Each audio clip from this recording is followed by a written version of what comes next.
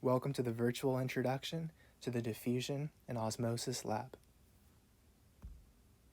This lab is all about movement.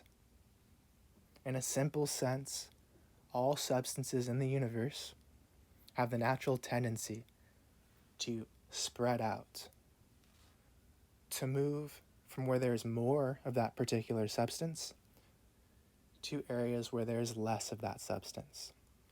This process is known as diffusion. And to understand why matter has this tendency to diffuse, we must first realize that all matter, which includes molecules, individual atoms, ions, all matter at the molecular level is moving to some degree. Not only are these molecules and atoms moving, they're moving randomly.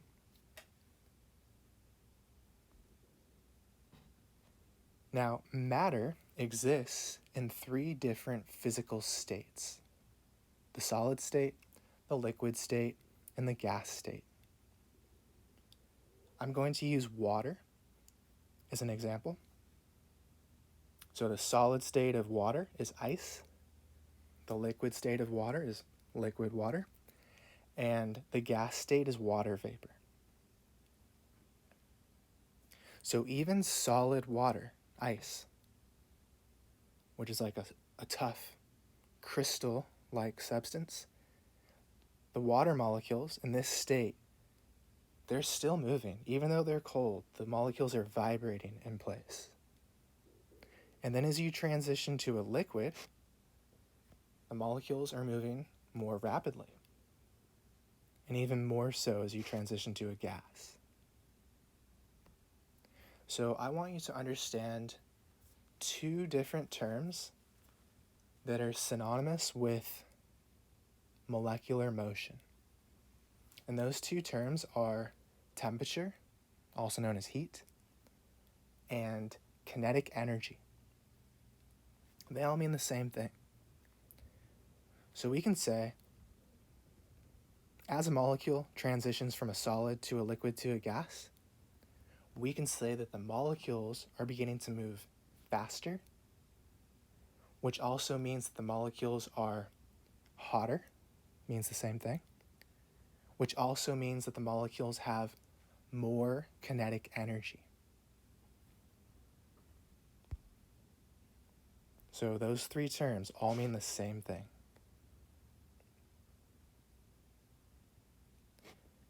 Also, as you increase the motion of a molecule, as it gets really hot, at some point you're going to begin to break chemical bonds.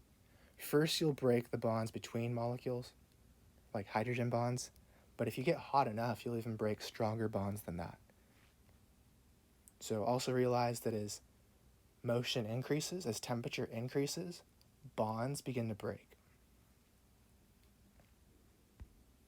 Please watch these two videos to further your understanding of the relationship between the three states of matter, temperature, and molecular motion. So the first exercise in this lab is an opportunity to indirectly visualize this random molecular motion exhibited by all matter. Now, it would be impossible to directly observe a single molecule, like a water molecule, under the microscope. It's way too small to see. But we are indirectly going to observe the movement of liquid water molecules. And the way we're going to do that is, under the microscope, we are going to look at ink. It's called India ink. So ink, the black part of the ink, is basically clumps of carbon atoms dissolved in water. And if you prepare a wet mount with a drop of ink, you'll see all these little black dots floating around under high power. Now, these little black dots that are visible to the naked eye at 400 times magnified, They're much too large to be moving on their own. Okay, these are solids. Yet, they're going to appear to be vibrating erratically in random directions, just bouncing around, kind of like a pinball. It almost looks like invisible molecules are bashing into the clumps of ink. And that's because they are. So you can't see the water, the individual water molecules, but you see the impact that they have on the clumps of ink. So the clumps of ink look like they're getting bashed around from all different directions because they're colliding with the many water molecules in the solution. So you are seeing indirectly this random movement of water molecules. And this whole process of seeing water bombard a solid substance like that, dissolved in water, is called Brownian motion. So I'm going to take a moment to show you a video of Brownian motion.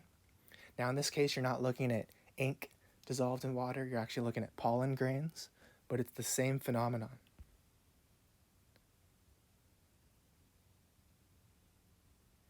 Notice how the pollen grains that are in blue almost look like they're dancing around, okay? They're kind of jiggling around.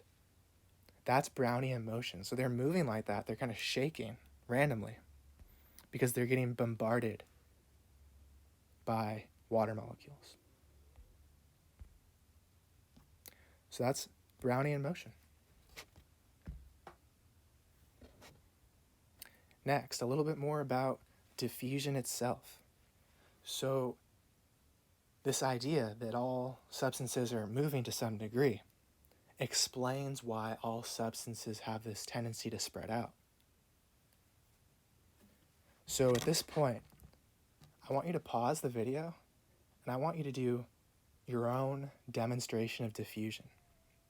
Now, I would normally do this in the class during my introductory talk, but I think you can do it just as well.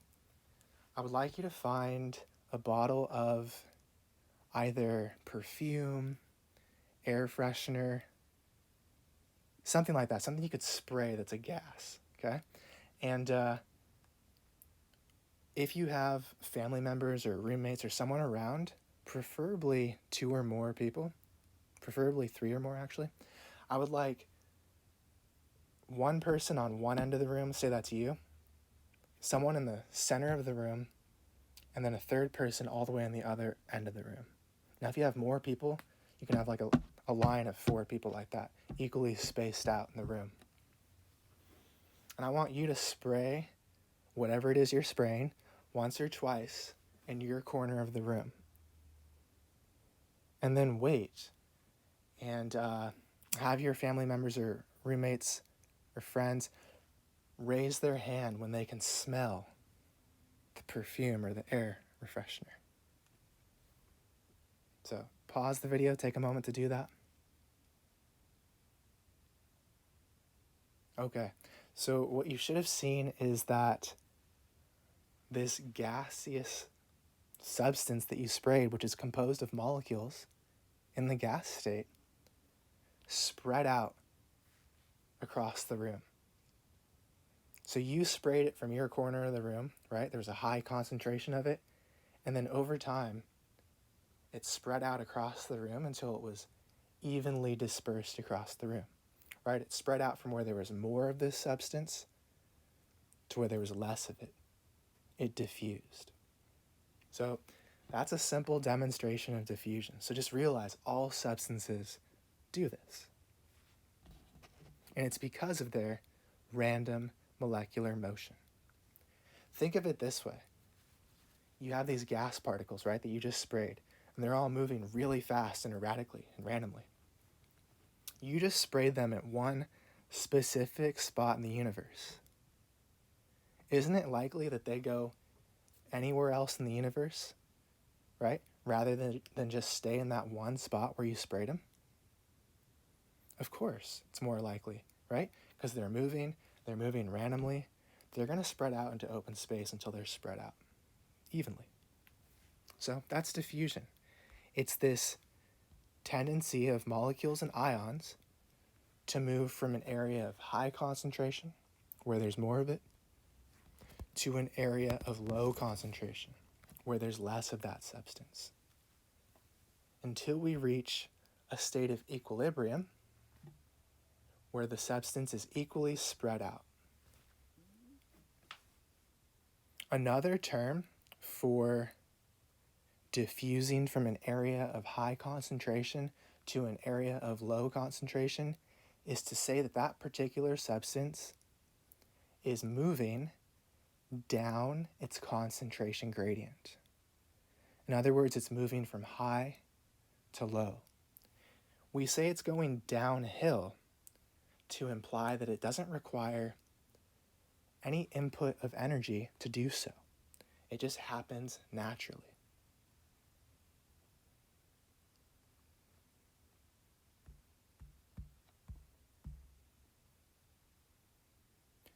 In terms of biology, we care about the diffusion of substances in cells, in liquid, aqueous solutions. Not only that, but we care about diffusion with respect to membranes, which are the barriers that divide the external environment from the inside of the cell. So to head towards this idea of diffusion across a membrane, we're first going to focus on not real cell membranes, but artificial barriers, artificial membranes, to understand how this works. So to understand diffusion across a membrane, I'm going to draw out an example for you. So in this simple example, we have a beaker of water. And running right down the center of this beaker of water is an artificial membrane. It's basically, in this case, a thin sheet of plastic. But if you were to zoom in with a microscope on that sheet of plastic, you would realize that there are tiny pores or tiny holes in this artificial membrane. And those holes will allow some substances to pass through the membrane if they're small enough, but other substances will be unable to cross the membrane if those substances are too large. So we oftentimes say that membranes are semi or selectively permeable. All that means is that the membrane, to some extent, can control what passes through it. Now, in this artificial membrane, it's only regulating what passes through it in terms of the size of that substance, and that's it. When we get to real cells in Chapter 5, real cell membranes, we will learn that real membranes also have the ability to exclude substances based off of their electrical charge or their polarity. But we're going to keep it simple here. It's just going to control transport, diffusion across the membrane in terms of the size of the molecule. So not only do we have this artificial membrane running down the center of the beaker, we have a solute dissolved in water inside this beaker. So our solute in this case is glucose. Okay, it's a carbohydrate, it's a monosaccharide. Now we're going to say on the left side of the beaker, on the left side of the membrane, we have a more concentrated solution of glucose, as you can see here on the left. We're going to say that's a 5% glucose solution. On the right side of the membrane, we have a less concentrated solution, and that is 1% glucose. The last thing I need to tell you is that glucose, the solutes in this case, is small enough to pass through the pores of the membrane. So glucose is free to diffuse across the artificial membrane, whichever way it wants to go. So our question is, which direction will these glucose molecules diffuse? Are they going to diffuse from left to right or from right to left? Now, lastly, as you can see, I've taken this beaker and I've zoomed in on the membrane. So here's our membrane, the thin sheet of plastic. Here are the pores, the openings. Here's glucose in blue. Now what's going to happen is, over time,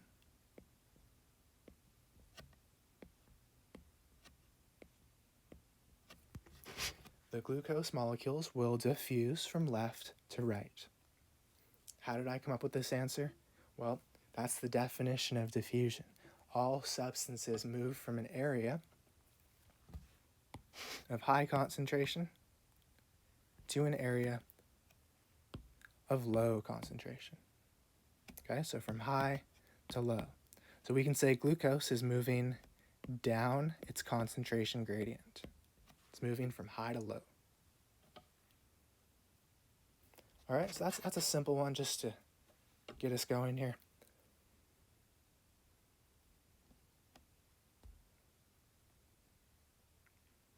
And I want to say one more thing. As those glucose molecules diffuse from left to right in this case, eventually you're going to have these glucose molecules evenly dispersed throughout the beaker. And at that point, you will have reached a state called dynamic equilibrium, which basically means glucose is moving to the left at the same rate that it's moving to the right. So there's no net movement. You're at equilibrium. Now, all things in the universe are striving to be at equilibrium. They're more stable.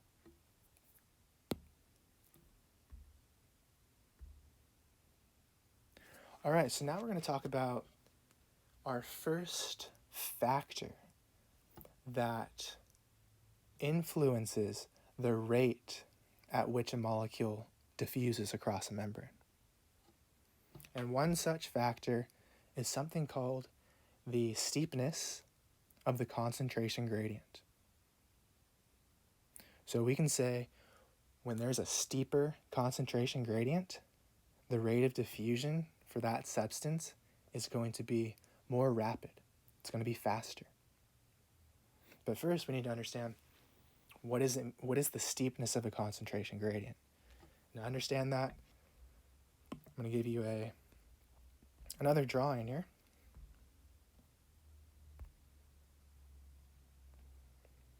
And I took our original drawing, and the only thing that I changed was the concentrations of glucose. So same thing. Pretend we have a beaker with an artificial membrane running down the center. We have a solution of glucose on the left side of the beaker and a solution on the right. But this time, I said we have a 25% solution of glucose on the left, right, more concentrated, and a 2% solution of glucose on the right. So I hope that in this second example, you can see that there's a greater difference between the high concentration and the low concentration, right? You can kind of do the math, like 25 minus 2. It's a difference of like 23%. So this is a steeper concentration gradient than, say, this example, where the difference is only 4. So what I'm saying is, the steeper the gradient, the faster your rate of diffusion. So in this second example, glucose is still going to diffuse from left to right, but it's going to do so at a faster rate because there's a steeper concentration gradient.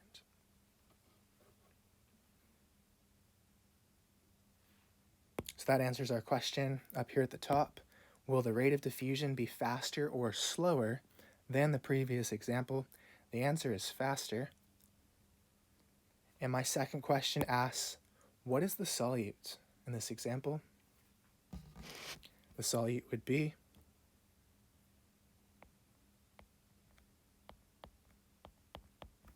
glucose.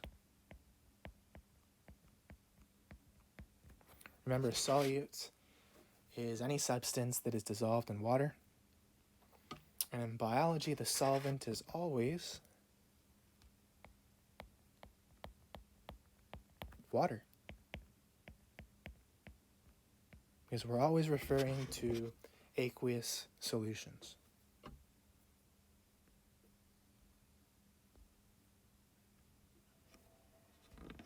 All right, now we're ready for a second factor that influences the rate of diffusion. And that factor is the size, or in other terms, the molecular weight of the substance that is diffusing. So you need to understand that the heavier, the larger a substance is, the slower its rate of diffusion. And conversely, the smaller or the lighter a molecule is, the faster its rate of diffusion. Okay? So these two factors are inversely related. As one goes up, the other goes down. So this is related to one of the activities in the lab. You will observe this. And in this activity, we're looking to mimic the consistency of the inside of a cell. So the inside of a cell, called a cytosol, it's water-based, but there's a lot of dissolved substances. There's proteins, there's ions, amino acids. There's a lot going on. So because there's so many dissolved substances, it's kind of syrupy. It's a little viscous. It's not like water. It's almost kind of milky. It's more like a gel than it is liquid water. So we are going to use something called an agar gel to mimic the consistency of the inside of an actual cell. So agar is just a polysaccharide derived from red algae, completely harmless. It's clear, it's translucent, basically looks like a clear jello. And you're going to have this petri dish, circular petri dish, with a thin layer of agar. And you're going to place drops of 2 different colored dyes, equally spaced from one another, on this petri dish. And then you're going to let the dish sit there for an hour. And you're going to measure which of the 2 dyes diffuses the fastest over the course of an hour. So basically, as these droplets of dye spread out, they're kind of going to create like a halo. Okay? Whichever one over the course of an hour has the larger halo with the greater diameter, we can say that that dye had a faster rate of diffusion. Now, as you'd expect, these 2 dyes differ in their size. They differ in their molecular weight. So the heavier, larger dye is called methylene blue. As its name implies, it's dark blue in color. The other lighter, smaller dye is called potassium permanganate, and it's kind of orangish red.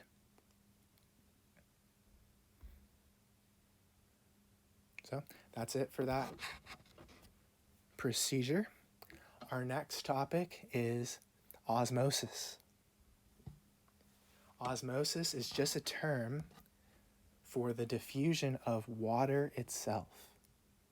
So remember, every substance in the universe diffuses from high to low. So does water. Water's a molecule. Water likes to move from where there's more water to where there's less water. Okay? And osmosis is not only about the diffusion of water, it's specifically referring to the diffusion of water across a selectively permeable membrane. So there has to be a membrane involved.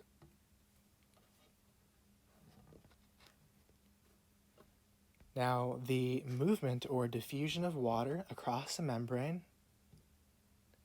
is affected by the concentration of solutes in the two solutions on either side of the membrane.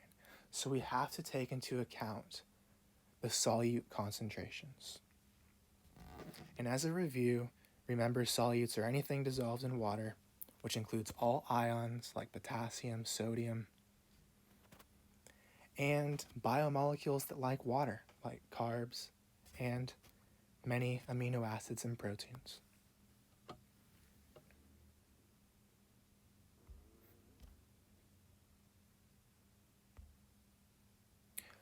So to understand how osmosis works, I have another drawing, another example. Now, this is the same kind of setup where we have an artificial membrane and we have a beaker. We have a left side of the membrane and a right side. So again, here's the left side of the beaker, here's the right side, here's the artificial membrane running down the center. Now in this setup, we have a different solute. So before we had glucose, now I'm going to say that our solute is sucrose, slightly bigger molecule.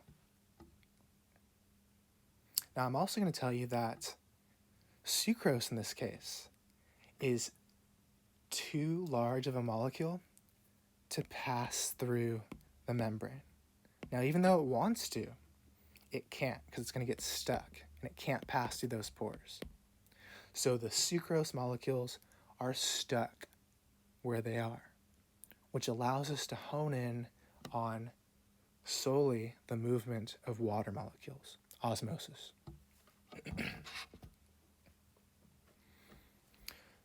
So our next question is, which direction will osmosis proceed in?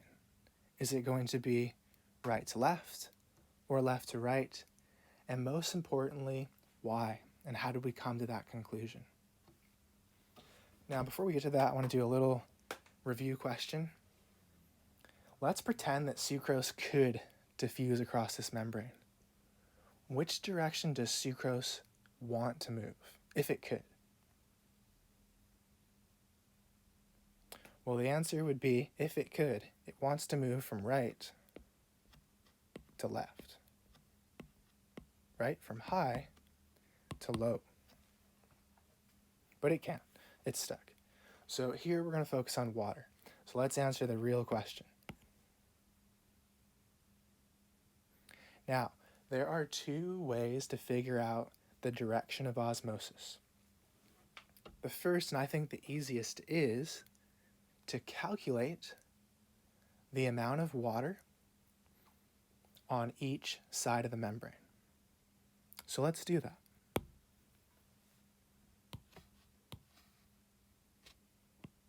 So first, on the left side of the membrane, we have a solution of 1% sucrose.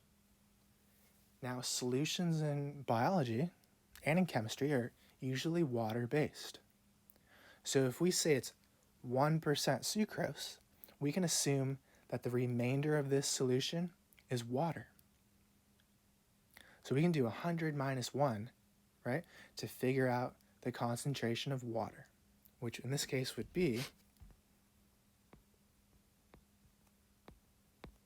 99% water. We can do the same thing on the right side of the membrane. If it's 10% sucrose, then the remainder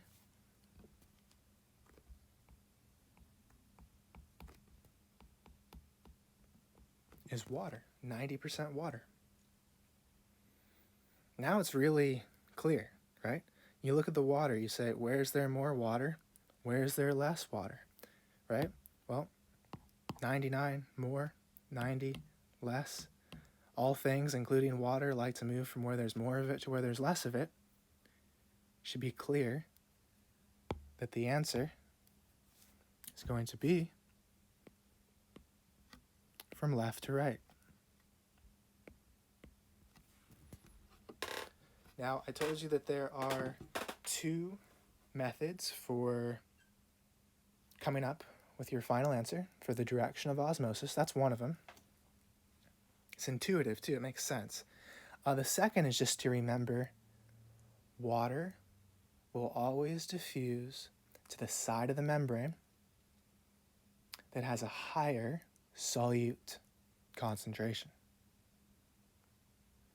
Okay, so you can look at this example and say, which side of the membrane has a higher solute concentration? You'd say, oh, the right side, right? 10% sucrose. Well, that's the side that water's going to diffuse to. Same answer, right? So either of those two methods will always work for you. I'm going to ignore this second question. It wasn't supposed to be here. So we are done with our first osmosis example. Here's another view of this same style of question from your textbook.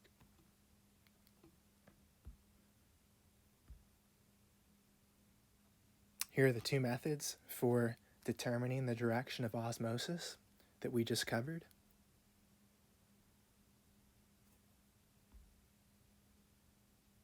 Now we're going to jump into the activity, the experiment that you are going to complete that deals with osmosis. Now in this experiment, you are going to construct 3 artificial cells. I call them 3 model cells. As you can see here, cell A, cell B, and cell C. And the membranes of these cells is going to be composed of, artificial material, basically plastic. Okay, so they're going to be composed of a material called dialysis tubing, which looks like a plastic grocery bag. And what you're going to do is you're going to pour various concentrations of sucrose solutions into each of the 3 cells. You'll then tie off the 2 ends of the bag, aka the cell, and that's your cell. You're going to have 3 of them. One with 1% sucrose, another with 25, and another with 50. Now, with this plastic dialysis tubing membrane, you need to realize that it is selectively permeable based off of molecular size. So, some molecules might be too large to pass through the membrane. And sucrose, which is our solute in this experiment, is in fact too large to diffuse across the membrane. So what I'm saying is, sucrose is stuck inside each of these 3 cells. Even though it probably wants to leave, it can't, because it's too big to pass through the membrane, allowing us to focus on the diffusion of water. So I want to draw out this setup and make some predictions as to how this experiment is going to unfold.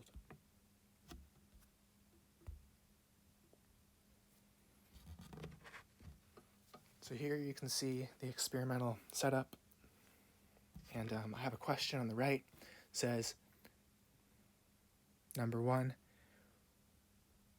which model cell has the steepest concentration gradient? Now that's referring to the steepest concentration gradient of water, because we care about osmosis here.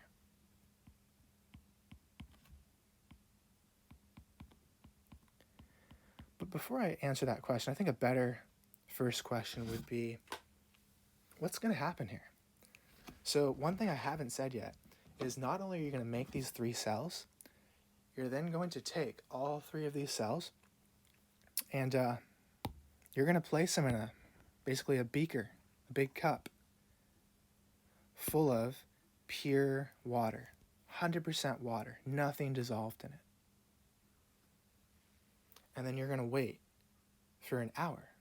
And you're going to say, is water going to diffuse into these cells?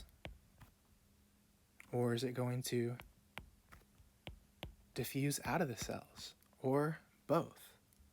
So let's try to predict what's going to happen. Now, it's always easiest here to focus on just a single cell at a time.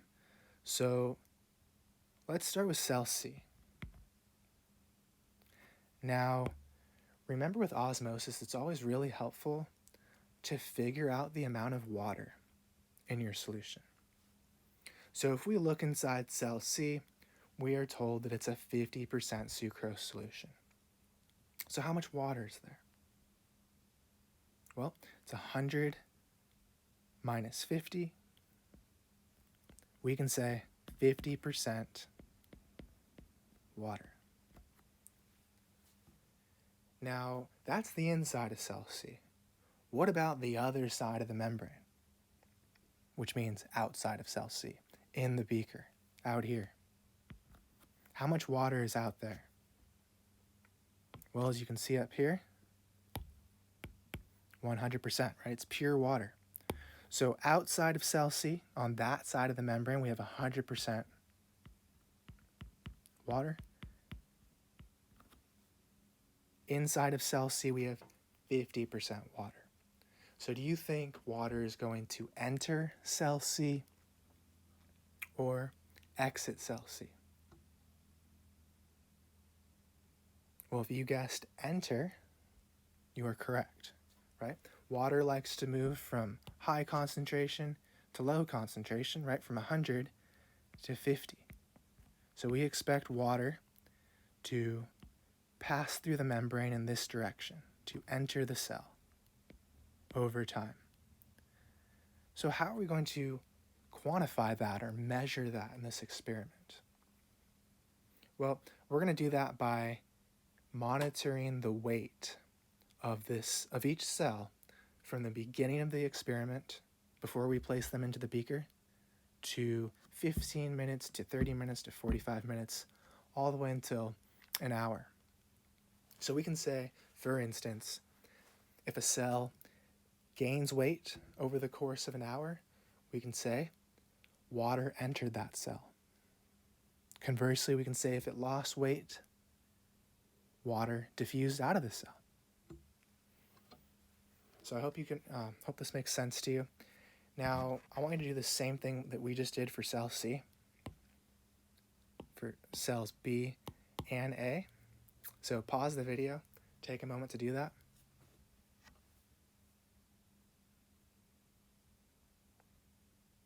All right, and what you should have seen, if you just took the time to do that, is that this is going to happen. Or we predict. I'm kind of giving away the answer. I'm sorry. We predict that this is going to happen for all three cells. Because in all three cases, there's more water outside the cell than inside the cell. So also, we expect all three cells to gain weight to some extent over the course of an hour. Now we're ready to answer these questions on the side. So the first one says, which model cell has the steepest concentration gradient of water? Remember, steepness means the greatest difference between high and low. So to better visualize this, let's calculate the amount of water in all three cells. So in this cell we have 99% water. Here we have 75. In all three cases, it's 100% water outside of the cell. So which cell experiences the steepest gradient of water across its membrane? The answer is cell C.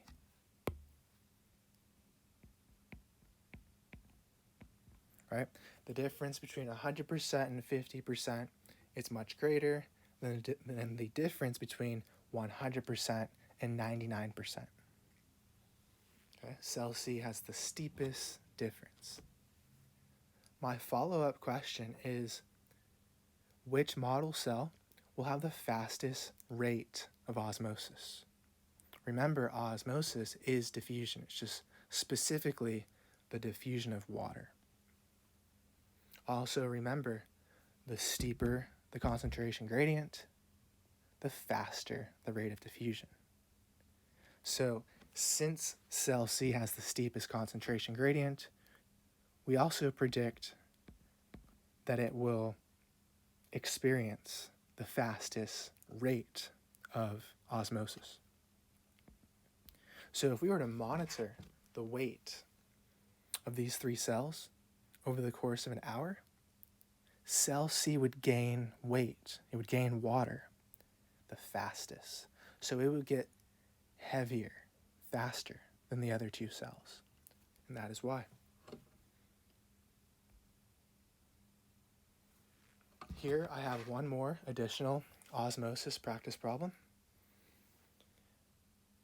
This is not part of your procedure, it's just purely for practice. So let's say you have a beaker, just like in the previous setup, but instead of having it be a solution in the beaker of 100% water, instead we're going to say the beaker is 10% sucrose. And we're going to have a new model cell. We're going to call it cell X. And we're going to say inside of cell X, there's a 1% sucrose solution. Given all of this information, which direction will osmosis proceed? Into cell X or out of cell X? Well, let's use the method that we learned before. Calculate the amount of water. So inside cell X,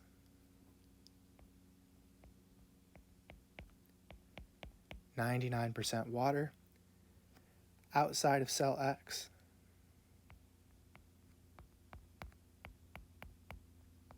90% water. Should be very clear that in this example,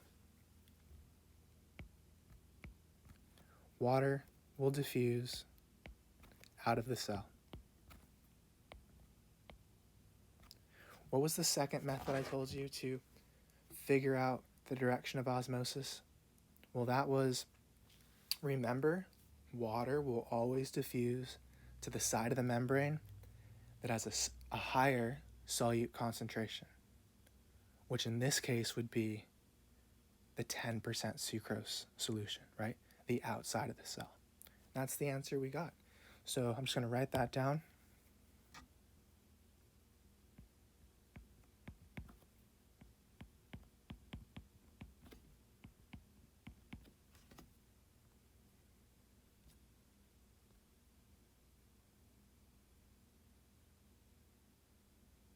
All right, nothing new here. I've already covered all of this. Moving along.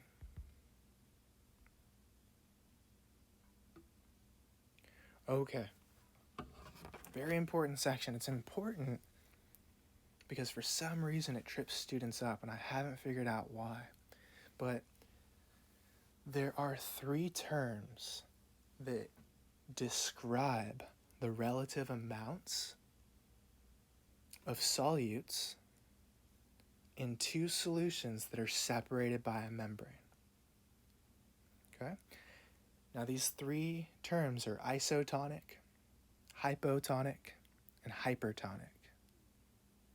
Now, I want to stress that you should spend extra time studying this section because I know, for whatever reason, people get hung up on it. Not only that, they think they know it and they have the terms reversed from what they actually are, and it really screws up everything. So make sure you have this section down. It's not hard, okay? So here we go. Now, before I just read off these definitions, I think it's easier to apply them to real examples. First, these terms are relative, so they mean equal, more, or less. But you're always comparing it to something. So you're saying more than the other side of the membrane, less than the other side of the membrane. or the same as the other side of the membrane. So it's always in comparison to the solution on the other side of the membrane. So iso means equal, hypo means less, hyper means more. So our last question is, less, more, or equal of what? What are we referring to? And we're referring to the concentration of solutes. So if we're saying this particular side of the membrane is hypertonic relative to the other side of the membrane, then we're saying this side of the membrane has more solutes than the other side of the membrane. So also, if you're saying one solution is hypertonic, the other solution must be hypo, okay? Because it must be less than more. So to clear this up, we're going to use an actual example. We're going to go back to our earlier drawing of our model cells, and we are going to apply these three terms. And I'm going to erase some things.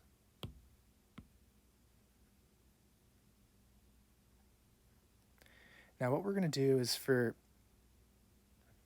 each of these three model cells, we're going to say, is the inside of the cell hypertonic, hypotonic, or isotonic relative to the solution outside of the cell on the other side of the membrane? So let's start with cell A. Well, you should notice the inside of cell A has more solutes than the outside. The outside has none. It's pure water. So since this side of the membrane of cell A, right, the inside of the cell, has more solutes, we call it the hypertonic side. And on the other hand, since the outside of cell A, the other side of the membrane, has less solutes, in this case none, we deem it the less solute side. That's what it means, hypotonic side. Now I could do this for all three cells, and it's going to be the same for all three. Let's skip to cell C. Same thing, the inside of cell C has more solutes, right, 50%, relative to the outside, 0%. So we can say the inside is the hypertonic side, the outside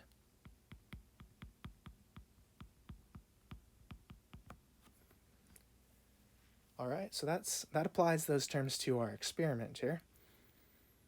Now we can also expand on our definition of osmosis, and we could say, this is always true, water is always going to diffuse to the side of the membrane that is hypertonic, which makes sense, right? Water does diffuse to the side of the membrane that has more solutes, aka the hypertonic side. If that didn't clear up these terms, I'm going to give you another example. Let's go to this one. Now this one will be harder for me to erase. Let's see if I can do it.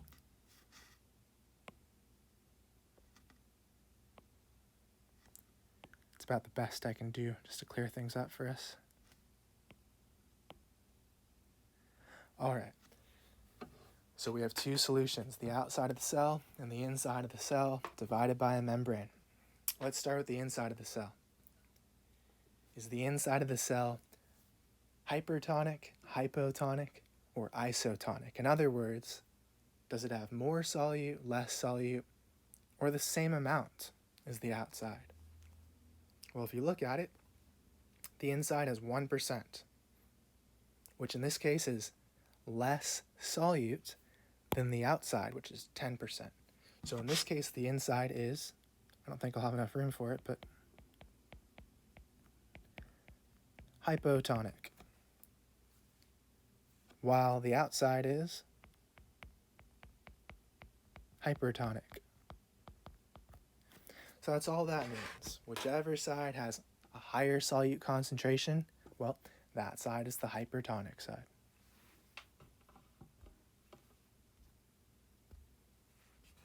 Now, I didn't give you an example like this. Well, actually, let me just do it. Because you're probably wondering, well, what does isotonic look like? So let's change this up one last time, really quickly. Let's pretend that cell X, and a different example is, I can't get rid of my arrows, just ignore the blue arrows for now. But let's say it's 10% sucrose inside.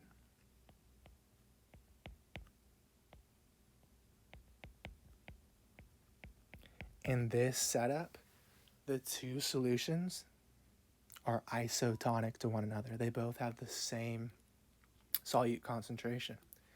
And whenever that is the case, osmosis won't happen. You're already at equilibrium, so water will move out at the same rate that it moves in. Now, that's how you want all of your cells in your body to be bathed. Okay? So all of the cells in your body and in your blood are bathed in an isotonic environment. You don't want water rushing in and bursting your cells. You don't want water running out of your cells and shriveling them. So biologically, isotonic is the way to go. And our last section is observing osmosis in actual living cells. You will do this, observe this under the microscope. So we will have a representative of an animal cell, which will be a red blood cell or many red blood cells. And we will have a representative plant cell, which will be from a freshwater aquatic plant called Elodia or Elodia. Now in the next 3 slides, we want to understand what happens to plant and animal cells when you place them in external environments, external solutions that are either isotonic, hypotonic, or hypertonic relative to the solution inside of the cells. So what do I mean here? So in this example, if we're saying we're going to take your animal or your plant cell and we're going to place it, we're going to bathe it in a solution that is hypertonic. So we're saying that it's being bathed in a solution that has a higher solute concentration than the inside of the cell. So what effect will that have on the structure of the cell? Will it die? Will it burst? What's going to happen? So before I go through these 3 slides, I think it is easier to use my own drawing first. So I'm going to do a few things in this drawing. We're going to focus on plant cells. I'm going to take you through the basic structure of a plant cell. And then lastly, I'll show you what happens to that plant cell when it is exposed to a hypertonic environment and a hypotonic environment.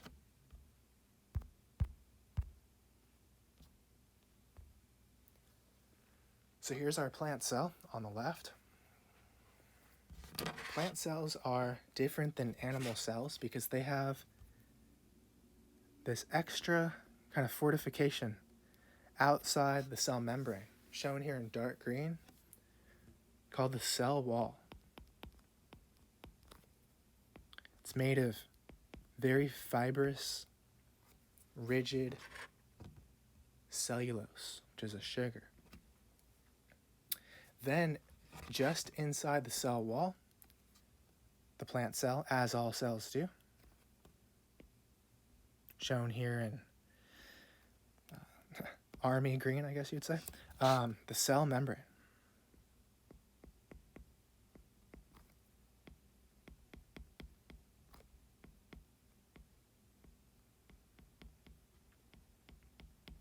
Then a prominent organelle in plant cells are chloroplasts, shown here as bright green circles. That's where photosynthesis occurs.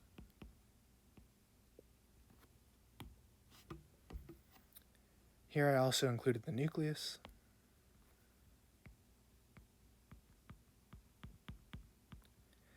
And plant cells also have a unique organelle that's job is to largely kind of like store food sometimes, but also to take up water and expand like a big water balloon. That is called central vacuole. Usually you can't see it under the microscope because it's clear. It's like a clear water balloon.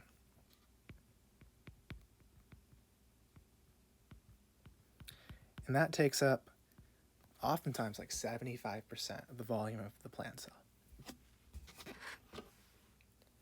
So for the next part here, I'm going to ignore in my drawings the central vacuole, even though it's there, and I'm going to ignore the nucleus. And we're just going to focus on the chloroplasts and the cell membrane. And those are the only two structures that you would actually be able to see under the microscope.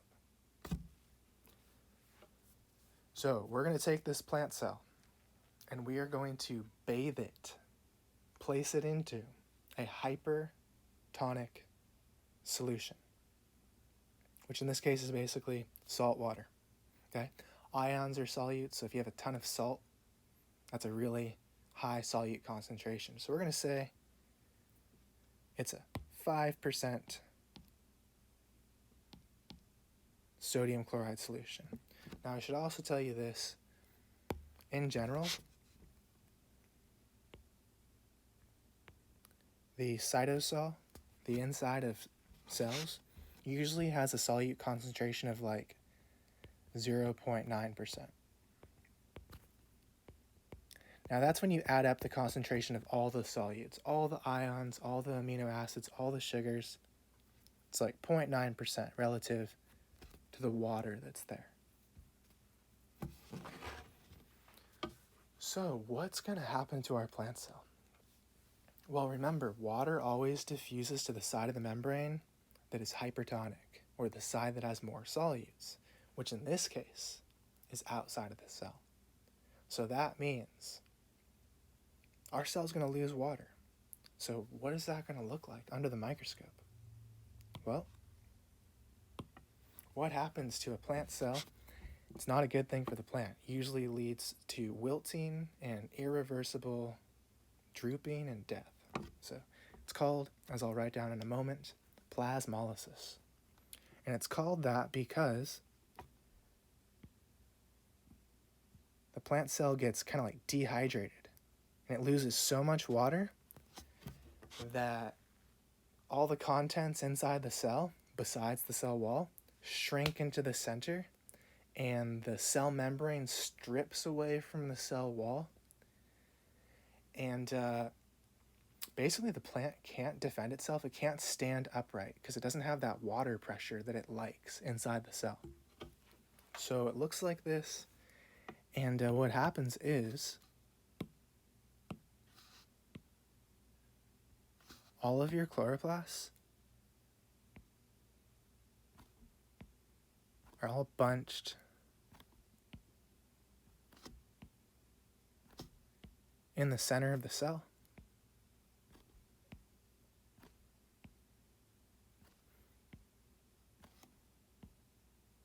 And under the microscope, it's going to look something like this.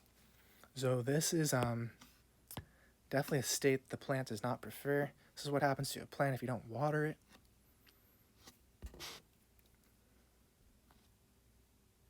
This is called plasmolysis. Oops.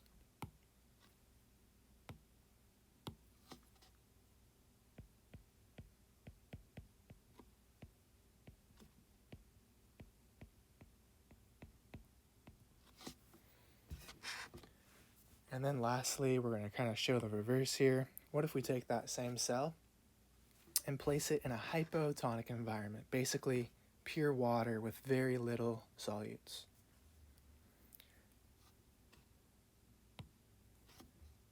Now, what's going to happen is it's going to become so full of water that under the microscope, you really wouldn't be able to distinguish the cell membrane from the cell wall because it's pushed right up against the cell wall because the whole cell is full of water because water is entered.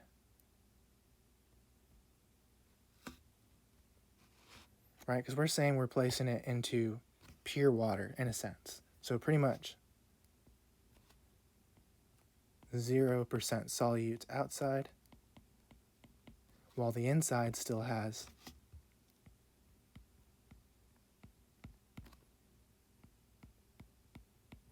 so water is going to enter.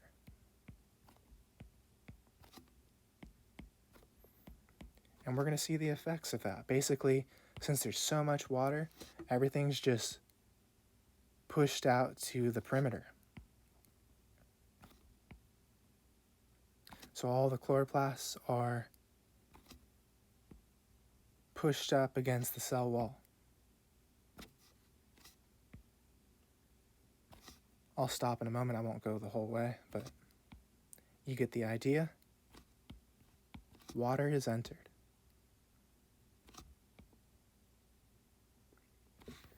All right, so this is actually the state that a plant prefers.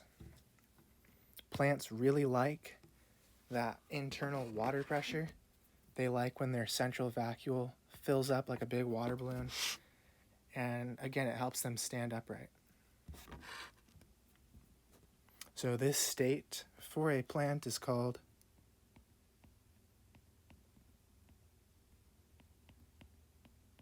turgid, which means there's turgor pressure or water pressure inside the cell. Now, when we go back here to these pictures, these examples will make more sense because you have some reference to base it on. So now, not only will we look at plant cells, we'll also look at what happens to animal cells. So in our first example, if you put either a plant cell or an animal cell in an isotonic environment, that means you're already at equilibrium. So water will move out at the same rate that it moves in. No osmosis occurring. This is the environment that animal cells prefer to be in. It allows them to assume their normal shape. We strive throughout our body to make sure that all of our cells are bathed in isotonic environments. So while the inside of our cells is 0.9%, so is the outside. Now the effect on a plant cell is a little bit different. Not the ideal state, not as bad as plasmolysis, but there's not as much water pressure as the plant prefers. So it's a little bit droopy, it's on the way to wilting. So we call this flaccid, kind of droopy. So not the preferred state. Next, what happens if we place these cells in hypotonic environments? Well, we already saw what would happen to a plant cell. They like this.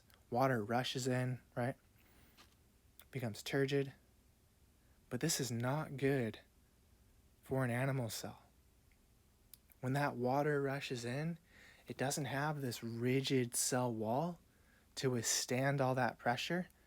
So the cell membrane just pops and the cell dies and bursts, called lysine, to explode. So when you place an animal cell in pure water, it has the tendency to burst and die. Next, what if you place the cells in a hypertonic environment? Well, we saw this for plant cells. Water leaves. We see plasmolysis, where the cell membrane strips away from the cell wall.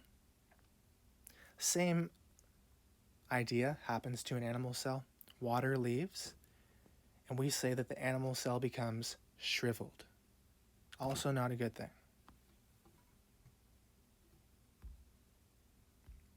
Lastly, here are two real microscopy images of those two cases. So here we have plant cells. On the left, we have plant cells bathed in a hypotonic environment, so tap water. And you can see that the water is rushed in. You can see what I'm talking about, all the chloroplasts. So here's the cell wall. It's like a rectangle. You can see all the chloroplasts are pushed out to the perimeter. Here's another cell right here. Same thing, all the chloroplasts are pushed out because water has entered. Is that turgid state we were referring to? Here's the opposite. If you place a plant cell in a hypertonic environment, water will exit.